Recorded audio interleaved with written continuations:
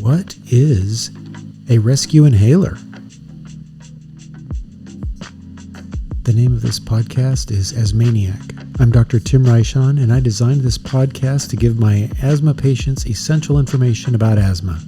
My goal is to put asthma patients in control of their breathing, preventing asthma attacks, and pursuing active, rested, and fulfilled lives with confidence.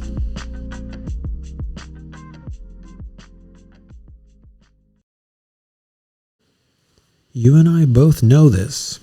Your rescue inhaler is your go-to when the wheezing starts. Why? Because you get immediate relief, usually. How does this work? This type of inhaler creates a cloud of medicine, either dry medicine particles or medicine droplets that are carried deep into your lungs with a deep breath. When this medicine hits the inner lining of your breathing tubes, also known as bronchi, it soaks into the muscle layer around the tubes, causing them to relax. That makes the tube get larger inside, allowing more air to move. This makes your breathing much easier. The medicine in these inhalers is albuterol or a variant of it. It has a short duration of action, which means it works quickly, but it wears off quickly.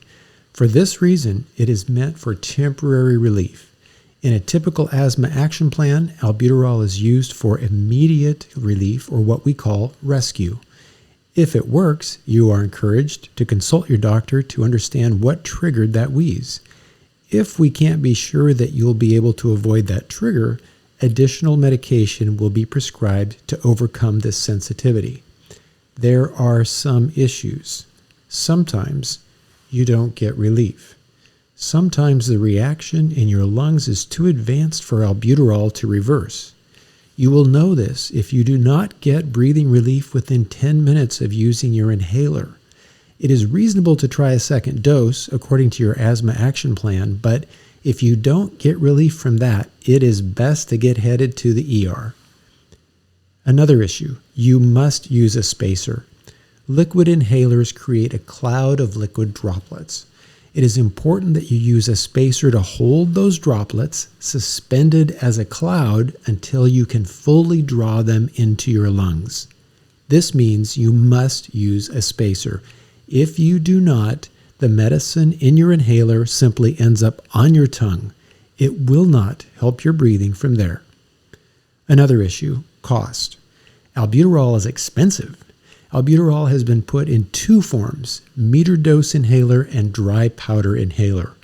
Both delivery systems are very good, but both systems have been manufactured under brand names with typical cash prices ranging from $90 to $120 per inhaler until now.